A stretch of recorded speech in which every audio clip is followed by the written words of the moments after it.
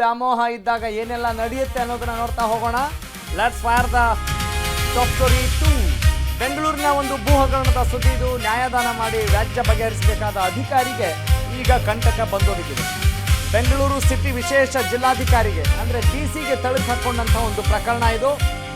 Fraud land dealers ಕೈಗೊಂಬೆಯಾಗಿದ್ದಾರಾ ಈ IAS ಅಧಿಕಾರಿ ಅಂತ ಹೇಳಿದ್ರೆ ಸದ್ಯಕ್ಕೆ ಹೌದು ಅಂತ ಹೇಳ್ತಾ ಇದೆ. ಬೆಂಗಳೂರು ಉತ್ತರ ವಲಯದಲ್ಲಿ ಹೆನ್ನೂರು ಬಳಿ 2 ಎಕರೆ ಭೂ ಹಗರಣಕ್ಕೆ ಸಂಬಂಧಪಟ್ಟಂತಹ ಒಂದು ಸ್ಟೋರಿ ಇದು. ಜಮೀನಿನ ಮೂಲ ಮಾಲೀಕರಿಗೆ ವಂಚನೆ ಮಾಡಲಿಕ್ಕೆ ವ್ಯಕ್ತಿಯೋರ್ವ ಷಡ್ಯಂತ್ರ ಮಾಡಿರೋ ಕಥೆ ಇದು. ಸುಳ್ಳು ದಾಖಲೆ ಸೃಷ್ಟಿ ಮಾಡಿ 2 ಎಕರೆ ಜಾಗ ಹೊಡೆಯೋಕೆ ಆ ವ್ಯಕ್ತಿ ಸಂಚು ರೂಪಿಸ್ತಾನೆ. ಮಧುಕುಮಾರ್ ಹೆಣದಂಥ ಲ್ಯಾಂಡ್ ಡೀಲ್ ಬಲೆಯಲ್ಲಿ ಸ್ಪೆಷಲ್ DC ಇಲ್ಲಿ ಬಲಿಯಾಗ್ತಾ ಇದ್ದಾರಾ ಅಥವಾ ಕುಮ್ಮ ಕೊಟ್ರ ಸಾಥ್ ಕೊಟ್ರ? ಎಸ್, ಅಸುವೇಗ ನ್ಯೂಸ್ನಲ್ಲಿ ಎಕ್ಸ್ಕ್ಲೂಸಿವ್ ಸ್ಟೋರಿ. ಆ ಕಾರಣಕ್ಕಾಗಿ ಎಸ್, ಬೆಂಗಳೂರಿನ ಒಂದು ಭೂ ಹಗರಣಕ್ಕೆ ಸಂಬಂಧಪಟ್ಟಂಥ ಸುದ್ದಿ. ಬೆಂಗಳೂರು ಭೂಮಿ, ಜಮೀನು, ಹೊಲ, ಗದ್ದೆ ಅಂತ ಹೇಳಿದ ತಕ್ಷಣವೇ ನಿಜ ತುಂಬ ಬೆಲೆ ಬಾಳುವಂಥ ವಸ್ತು ಅಂತ ಹೇಳೋಕ್ಕಾಗಲ್ಲ, ಮೌಲ್ಯಾಧಾರಿತ ಆ ಸಂಗತಿ ಅಂತ ಹೇಳಿದರೆ ಅದು ಲ್ಯಾಂಡ್. ಆದರೆ ಇವತ್ತು ಆ ಲ್ಯಾಂಡ್ಗಿರುವ ಬೆಲೆಯನ್ನು ಗಮನಿಸಿ ಬರೀ ದುಡ್ಡು ಅನ್ನುವ ವ್ಯಾಮೋಹದಲ್ಲಿ ಏನಾದರೂ ನಡೀಲಿ, ಅದು ಯಾರದ್ದೋ ಆಗಿರಲಿ, ಒಟ್ಟಿನಲ್ಲಿ ನಮಗೆ ಮೋಸ ಮಾಡೋಕ್ಕೆ ಒಂದು ಸಣ್ಣ ಬುದ್ಧಿವಂತಿಕೆ ಕುತಂತ್ರ ಇದ್ದರೆ ಸಾಕು, ಏನು ಬೇಕಾದರೂ ಮಾಡಿಬಿಡ್ತೀವಿ ಅನ್ನುವ ಒಂದು ಹಂತಕ್ಕೆ ಬರಲಾಗಿದೆ. ಇದು ಸಾಕಷ್ಟು ವರ್ಷಗಳಿಂದ ನಡೀತಾ ಇದೆ. ಈ ಜಮೀನಿಗೆ ಸಂಬಂಧಪಟ್ಟ ಹಾಗೆ ಒಬ್ಬರ ಹೆಸರನ್ನು ಬಿಟ್ಟುಬಿಟ್ಟು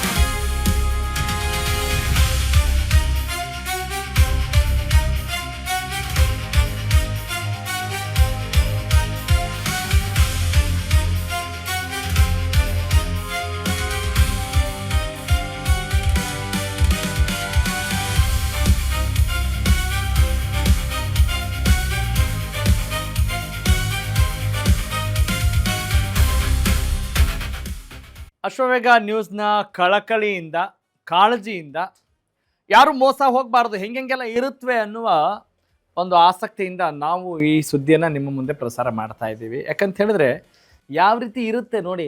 ಕೋಟಿ ಕೋಟಿ ಬೆಲೆ ಬಾಳೋ ಭೂಮಿ ಇದೆ ಅಂದ ತಕ್ಷಣ ತಿಮಿಂಗಲಗಳು ಹೆಂಗೆ ಬರ್ತವೆ ಅನ್ನೋದಕ್ಕೆ ಈ ಸುದ್ದಿ ಕೂಡ ಸಾಕ್ಷಿ. ಬೆಂಗಳೂರು ಪಶ್ಚಿಮ ತಾಲೂಕಿನ ಕಲ್ಯಾಸನಹಳ್ಳಿಯಲ್ಲಿ 2 ಎಕರೆ ಭೂಮಿ ಇದೆ. ಆ ಭೂಮಿಗೆ ಸಂಬಂಧಪಟ್ಟಂಥ ಸುದ್ದಿ ಇದು. ಮೂಲ ಮಾಲೀಕರು ಯಾರು ಗೊತ್ತೇನೋ? ಮುನಿ ಆಂಜನಪ್ಪ ಮತ್ತು ಆಂಜನಪ್ಪನವರಿಗೆ ಸೇರಿದಂಥ ಕೋಟಿ ಕೋಟಿ ಮೌಲ್ಯದ ಭೂಮಿ ಇದು.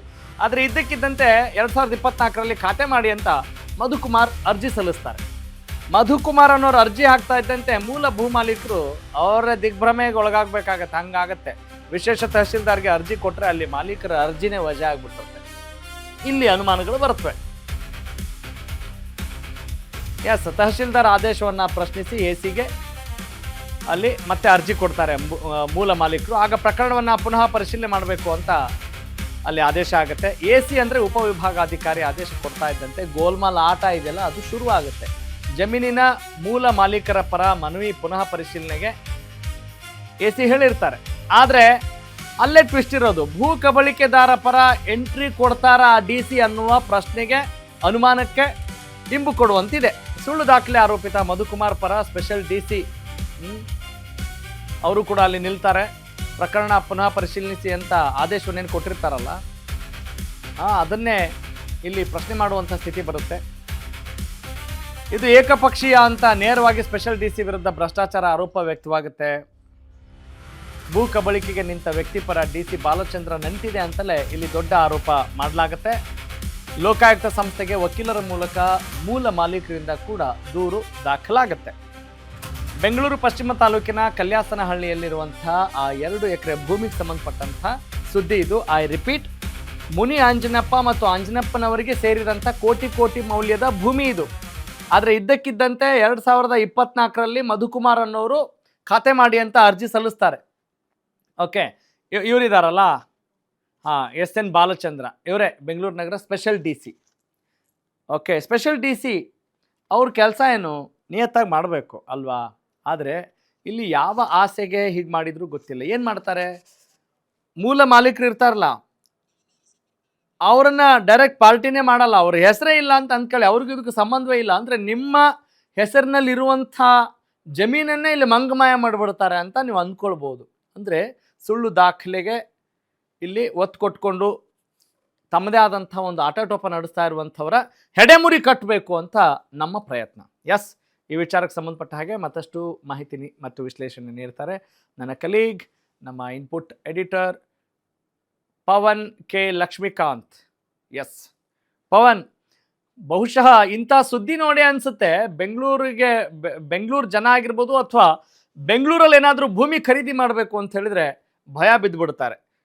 ಒಳ್ಳೆ ಭೂಮಿ ಇದ್ರೂ ಕೂಡ, ಎಲ್ಲ ದಾಖಲೆಗಳು ಸರಿ ಇದ್ರೂ ಕೂಡ ಒಂದು ಅನುಮಾನದಲ್ಲೇ ಭೂಮಿ ಖರೀದಿ ಮಾಡುವಂಥ ಪರಿಸ್ಥಿತಿ ನಿರ್ಮಾಣವಾಗುತ್ತೆ. ಈಗ ಈ ಕೇಸ್ಗೆ ಸಂಬಂಧಪಟ್ಟ ಹಾಗೆ, ಈ ಸುದ್ದಿಯಲ್ಲಿ ನೋಡಿರುವಂಥ ವಿಚಾರಕ್ಕೆ ಸಂಬಂಧಪಟ್ಟ ಹಾಗೆ ವಾಟ್ ಈಸ್ ದ ಸ್ಟೇಟಸ್? ಮುಂದಿನ ದಿನಗಳಲ್ಲಿ ನಿಜವಾದ ಭೂ ಮಾಲೀಕರಿಗೆ ನ್ಯಾಯ ಸಿಗುವಂಥ ಸಂದರ್ಭ ಎಷ್ಟರ ಮಟ್ಟಿಗಿದೆ ಮತ್ತು ಎಷ್ಟು ಸಮಯ ತೆಗೆದುಕೊಳ್ಬೇಕಾಗ್ಬೋದು ಮತ್ತು ಸದ್ಯಕ್ಕೆ ಆ ವಕೀಲರು ಹೇಳಿರುವಂಥ ಅಂಶಗಳನ್ನು ಆಧರಿಸಿ ವಿಶ್ಲೇಷಣೆ ಮಾಡೋದಾದರೆ how do you analyse it this story? Raghav, ಏನು ಬೆಂಗಳೂರು ಅಂದರೆ ಒಂದು ಅರ್ಥಕ್ಕೆ ಭೂಮಾಫಿಯಾ ಅಥವಾ ಏನು ರಿಯಲ್ ಎಸ್ಟೇಟ್ ದಂಧೆ ಅನ್ನೋದಕ್ಕೆ ಎರಡು ಮಾತಿಲ್ಲ. ಯಾಕೆಂದರೆ ಏನು ಇಲ್ಲಿ ಆಗ್ತಾ ಇರೋವಂಥ ವಿಚಾರಗಳನ್ನು ನೋಡಿದ್ರೆ ದಿನೇ ಇಂಥ ಪ್ರಕರಣಗಳ ಸಂಖ್ಯೆ ಗಣನೀಯವಾಗಿ ಏರಿಕೆ ಆಗ್ತದೆ. ಬರೀ ಒಂದೆರಡಲ್ಲ, ಗಣನೀಯವಾಗಿ ಏರಿಕೆ ಆಗ್ತಾಯಿದೆ. ಕಾರಣ ಇಷ್ಟೇ, ಏನು ಅಂದರೆ CM DK ಶಿವಕುಮಾರ್ ಆಗಿರ್ಬೋದು, ಇಂದಿರಾ ಅಂತ ಸಿದ್ದರಾಮಯ್ಯನವರು ಆಗಿರ್ಬೋದು, ಇವ್ರು ಗೌರ್ಮೆಂಟ್ ಬಂದ ಮೇಲೆ ಒಂದು ಹೊಸ ಯೋಜನೆಗಳನ್ನ, ಅಂದರೆ ಎಲ್ಲರಿಗೂ ಖಾತೆ ನಿಮಗೆ ಮಾಡಿಕೊಡ್ತೀವಿ ಅಂತೇಳಿ, A ಖಾತೆಯಿಂದ B ಖಾತೆಗೆ ಮಾಡಿಕೊಡ್ತೀವಿ ಮತ್ತು ನಿಮ್ಮ ಆಸ್ತಿ ನಿಮ್ಮದು ಅಂತಂದೇಳಿ ಒಂದು ಪ್ಲ್ಯಾನಿಂಗ್ ತಂದರು. ಈ ಸ್ಪೆಷಲೈಸಲ್ಲಿ 9 ಜನ DC-ಗಳನ್ನು ಆರ್ಡ್ರ್ ಮಾಡ್ತಾರೆ. ಯಾರು? ಕೃಷ್ಣ ಬೈರೇಗೌಡರು, ಇಂದಿನ ಕಂದಾಯ ಸಚಿವರಾಗಿದ್ದಂಥವ್ರು. ಅಂದರೆ ಎಲ್ಲ ಭೂ ವ್ಯಾಜ್ಯಗಳನ್ನು ಏನೇನು ಡಾಕ್ಯುಮೆಂಟಲ್ಲಿ ಟೆಕ್ನಿಕಲಿ ಏನೇನು ಸಮಸ್ಯೆ ಇದೆ ಅದನ್ನು ಬಗೆಹರಿಸಿ ಅಂತಂದೇಳಿ ಅಪಾಯಿಂಟ್ ಮಾಡ್ತಾರೆ, ಹೆಚ್ಚುವರಿಯನ್ನು ಹೊಣೆ ಕೊಡ್ತಾರೆ. ಹಂಗೆ ಅದೇ ರೀತಿಯಾಗಿ ಬೆಂಗಳೂರು ನಗರ DC ಆಗಿ ಹೆಚ್ಚುವರಿ DC ಆಗಿ ಏನು ಇವರು ಯಾರೋ ಬಾಲಚಂದ್ರ ಅವರು ಸೇರ್ಕೋತಾರೆ. ಆದರೆ ಈ DC ಏನು ಮಾಡ್ತಾರೆ ಅಂದರೆ ಬಡವರ ಜಮೀನ, ಅಂದರೆ ಸರ್ಕಾರ ಅಲಾಟ್ ಮಾಡಿರೋಂಥ 800 ಅಂತ ಜಾಗ, ಬೆಂಗಳೂರು ಪೂರ್ವ ತಾಲೂಕಿನ 800 ಅನ್ನೋ ಜಾಗದಲ್ಲಿ 2 ಎಕರೆ ಜಮೀನ ಯಾರೋ ಬಂದು ತನಗೆ ಸಂಬಂಧನೇ ಇಲ್ಲದೆ ಇರೋ ವ್ಯಕ್ತಿ ಬಂದು ತನಗೆ ಇದನ್ನು ಮಾಡಿಕೊಡಿ ಅಂತಂದೇಳಿ ಕೇಳ್ತಾರೆ. ಯಾರಿಗೆ? ಬೆಂಗಳೂರು ನಗರ DC, ಹೆಚ್ಚುವರಿ DC. ಕರೆಕ್ಟ್. ಇವರಿಗೆ 2 ಎಕರೆ ಜಮೀನನ್ನು ಏಕಾಏಕಿ ಯಾವುದು ನೋಡೋದಿಲ್ಲ, ಏನಿಲ್ಲ, ಮಾಡಿಕೊಟ್ಬಿಡ್ತಾರೆ. ಪಾಣಿಲ್ ಹೆಸರು ಬಂದ್ಬಿಡುತ್ತೆ. ಇದನ್ನು ಪ್ರಶ್ನೆ ಮಾಡಿದಂಥ ಇವರಿದ್ರಲ್ಲ ಮೂಲ ಮಾಲೀಕರು, ಇವ್ರು ಇವಾಗ ಲೋಕಾಯುಕ್ತಕ್ಕೆ ದೂರು ಕೊಟ್ಟಿದ್ದಾರೆ. ಇಲ್ಲಿ ಯಾವ ಮಟ್ಟಕ್ಕೆ ಮಾಫಿಯಾ ಆಗ್ತಾ ಇದೆ ಅಂದರೆ, ವ್ಯಾಜ್ಯ ಬಗೆಹರಿಸಪ್ಪ ನೀನು ಅಂತಂದೇಳಿ, ನೀನು ಜನರಿಗೆ ರಕ್ಷಕ ಆಗಪ್ಪ ಅಂತೇಳಿ. ಈ ಸ್ಟೋರಿ ಗೊತ್ತಾಯ್ತು. ಆದರೆ ಈಗ ಈ ಸುದ್ದಿನ ಗಮನಿಸಿದಾಗ ಇನ್ನೂ ಅನೇಕ ಪ್ರಕರಣಗಳು ಹಿಂಗಿರ್ಬೋದು ಅನ್ನುವ ಅನುಮಾನ ವ್ಯಕ್ತವಾಗುತ್ತೆ ಅಂತ ಅನ್ಸಲ್ವಾ? 100% ರಾಗ. ಒಂದಲ್ಲ, ಸಾವಿರಾರು ಇದ್ದಾವೆ, ಸಾವಿರಾರು ಕೇಸ್ಗಳಿದ್ದಾವೆ ಇವು. ಮತ್ತು ಏನಾಗುತ್ತೆ ಗೊತ್ತಲ್ಲ, ಲಾಜಿಕಲಿ ಎಂಡಿಗೆ ತಗೊಂಡು ಹೋಗ್ಬೇಕಾದ್ರೆ ಇದೆಯಲ್ಲ, ಈ ಡಿಸ್ಪರೆನ್ಸಿ ಇದೆಯಲ್ಲ, ಇದನ್ನು ಎಂಡಿಗೆ ತಗೊಂಡು ಹೋಗ್ಬೇಕಾದ್ರೆ 1-2 ದಿನ ಆಗೋದಿಲ್ಲ. ವರ್ಷಾನುಗಟ್ಟಲೆ ಆಗುತ್ತೆ. ಮತ್ತು ಇದನ್ನು ಸಬಲರು ಮಾಡ್ತಾರೆ, ಅಂದರೆ ದಬ್ಬಾಳಿಕೆಯನ್ನು ಮಾಡ್ಕೊಂಡಿರೋಂಥ ಸಬಲರಿದ್ದಾರಲ್ಲ, ಆರ್ಥಿಕವಾಗಿ ಮತ್ತು ಶೈಕ್ಷಣಿಕವಾಗಿ ಇದರಾಗಿರ್ತಾರಲ್ಲ, ಅಂದರೆ ಏನು ಅಂದರೆ ಶ್ರೀಮಂತಿಕೆ ಇದರಲ್ಲಿ ಬಲಾಢ್ಯರು, ಈ ಬಲಾಢ್ಯರು ಮಾಡೋಂಥ ಕೆಲಸ ಬಡವರು ಯಾರು ಮಾಡೋಕ್ಕಾಗಲ್ಲ ಇದನ್ನು. ಯಾಕೆಂದರೆ ಇವೆಲ್ಲನ ದೊಡ್ಡ ಮಾಫಿಯಾಗಳು, ಇವು ದೊಡ್ಡ ನೆಟ್ವರ್ಕ್ಗಳು ಇರ್ತವೆ, ಅಧಿಕಾರಿ ವರ್ಗದಿಂದ ಹಿಡಿದು ಬ್ರೋಕರ್ಗಳಿಂದ ಹಿಡಿದು ಪ್ರತಿಯೊಬ್ಬರು, ಮತ್ತು ನಕಲಿ ದಾಖಲೆಗಳನ್ನು ಸೃಷ್ಟಿ ಮಾಡಿ ಇವಾಗ ಆಗಿರೋದು ಹಾಗೇನೆ ಪಾಣಿ ಮಾಡಿಕೊಟ್ಬಿಟ್ಟಿದ್ದಾರೆ ಇವರು. ಯಾರೋ ಹೆಸರಿಗೆ ಜಾಗ 2 ಎಕರೆ ಜಾಗ ಅಲರ್ಟ್ ಆಗಿದೆ, ಅದನ್ನು ತಗೊಂಡೋಗಿ ಇನ್ಯಾರೋ ಹೆಸರಿಗೆ ಮಾಡಿಕೊಟ್ಟಿದ್ದಾರೆ. ನಾನು ಅದು ಇಡೀ ಲ್ಯಾಂಡನ್ನು ನೋಡ್ತಾ ಇದ್ದೆ, ಯಾವ್ಯಾವಾಗ ಅದು ಮಂಜೂರಾಗಿದೆ, ಏನು ಕತೆ ಏನು ಅಂತಂದು. ಇಲ್ಲಿ ಏಕಾಏಕಿ ಬಂದುಬಿಡ್ತಾರೆ ಯಾರು ಮಧುಕುಮಾರ್ ಅನ್ನೋರು. ಯಾರವರು, ಯಾಕಾಗಿ ಬಂದರು ಅವರು, ಇವ್ರ ಹೆಸರಿಗೆ ಯಾಕೆ ಮಾಡಿಕೊಡ್ತಾ ಇದ್ದಾರೆ, ಒಂದು ಕ್ಲಾರಿಫಿಕೇಶನ್ ಕೇಳಲ್ಲ. ಇದು AC ಹತ್ರಕ್ಕೆ ಹೋದಾಗ ಗೊತ್ತಾಗುತ್ತೆ. ತಹಶೀಲ್ದಾರು ಹಂಗೆ ಮೂವ್ ಅಪ್ ಮಾಡ್ತಾರೆ, DC ಹಂಗೆ ಮೂವ್ ಅಪ್ ಮಾಡ್ತಾರೆ. ವಿಭಾಗೀಯ ಅಧಿಕಾರಿ ಹತ್ರ ಹೋದಾಗ ಅಷ್ಟೇ ಈ ಬೆಳಕಿಗೆ ಬರೋದಂದರೆ, ಈ DC ನಾವು ಹೇಳ್ತಾ ಇರೋದೇನು ಅಂದರೆ, ನಿಮ್ಮನ್ನು ಕಳಿಸಿರೋದೇ ವ್ಯಾಜ್ಯಗಳನ್ನ ಬಗೆಹರಿಸಪ್ಪ ಅಂತ. ನೀನು ಯಾಕೆ ಸ್ವಾಮಿ ಇಂಥ ವ್ಯಾಜ್ಯಗಳನ್ನ ಮಾಡ್ಕೊಂಡು ಕೊಡ್ತೀಯ, ನೀನು ವ್ಯಾಜ್ಯ ಬಗೆಹರಿಸಿ ಅಂತ ಕಳಿಸಿದ್ರೆ ನೀನೇ ವ್ಯಾಜ್ಯ ಮಾಡ್ಕೋತಿದ್ಯಾ. ಹಾಗಾಗಿ ಮತ್ತು ಇಂಥ ಭೂಮಾಫಿಯಿಂದ ಭಾಳಷ್ಟು ಜನ ಅಧಿಕಾರಿಗಳಾಗಿರ್ಬೋದು, ರಾಜಕಾರಣಿಗಳಾಗಿರ್ಬೋದು ಜೈಲಿಗೆ ಹೋಗಿದ್ದಾರೆ. ಅಶ್ವವೇಗ ಇಲ್ಲೇ ಇಷ್ಟಕ್ಕೆ ಸುಮ್ಮನೆ ಬಿಡೋದಿಲ್ಲ. ಇದರಿಂದ ಹಿಂದೆ ಬಿದ್ದೇ ಬೀಳ್ತೀವಿ. ಲೋಕಾಯುಕ್ತ ಏನು ತನಿಖೆ ಮಾಡುತ್ತೆ ನೋಡ್ತೀವಿ, ಮತ್ತು ನಿಮ್ಮ ಸ್ಟ್ಯಾಂಡ್ ಏನು ಅನ್ನೋದನ್ನ ನಾವು ಫಾಲೋಅಪ್ ಮಾಡೇ ಮಾಡ್ತೀವಿ ರಾಘವ್. ಇದನ್ನು ಯಾವುದೇ ಕಾರಣಕ್ಕೆ. ಮತ್ತು ಈ ಕ್ಷಣಕ್ಕೆ ಏನಾಗಿದೆ ಗೊತ್ತಾ, ಈಗ ಅವ್ರ ಹೆಸರಿಗೆ ಮಾಡಿಕೊಟ್ಟಿದೆ ಕ್ಲಾರಿಫಿಕೇಶನ್ ಏನು ಡಾಕ್ಯುಮೆಂಟ್ಸ್, ಅಂದರೆ ನನ್ನ ಹೆಸರಿಗೆ ಜಮೀನಿದೆ ಅನ್ನೋದಕ್ಕೆ ಡಾಕ್ಯುಮೆಂಟ್ಸ್ ಕೇಳುತ್ತೆ. ಸರ್ಕಾರ ಅಲರ್ಟ್ ಮಾಡಿದರೆ ಸರ್ಕಾರ ಒಂದು ಹಕ್ಕುಪತ್ರ ಅಂತ ಕೊಟ್ಟಿರುತ್ತೆ, ನೀವು ಅದನ್ನು ಕೇಳ್ದಲೇ ಮಾಡಿಕೊಟ್ಟಿದ್ದೀರಾ. ಈಗ ಅದನ್ನು ಯಾವಾಗ ವಾಪಸ್ ಮಾಡಿಕೊಡ್ತೀರಾ? ಅಂಥ ಸಮಸ್ಯೆಗಳನ್ನು ಯಾವಾಗ ಕ್ಲಿಯರ್ ಮಾಡ್ತೀರಾ ಅನ್ನೋ ಪ್ರಶ್ನೆ ಆಗುತ್ತೆ. Got it. Thank you Pavan, ಧನ್ಯವಾದ. ಒಟ್ಟಿನಲ್ಲಿ ನಮ್ಮ ವೀಕ್ಷಕರಿಗೆ ಒಂದು ಅಲಾರಾಮ್ ನ್ಯೂಸ್ ಅಂತ ಹೇಳ್ಬೋದು. ಅಂದರೆ ಬಹಳಷ್ಟು ಜನರಿಗೆ ಕನಸಿರುತ್ತೆ ಅಲ್ವಾ, ಆ ಭೂಮಿ ತೆಗೆದುಕೊಳ್ಬೇಕು, ನಮ್ಮದೇ ಆದಂಥ ಕನಸನ್ನು ನನಸು ಮಾಡಿಕೊಳ್ಬೇಕು, ವಾಟ್ ಎವರ್ ಅಲ್ವಾ, ಎಕ್ಸೆಟ್ರಾ. ಆದರೆ ಬಿ ಕೇರ್ಫುಲ್ ಅನ್ನೋದು ಆ ಸುದ್ದಿಯ ಸಾರಾಂಶ.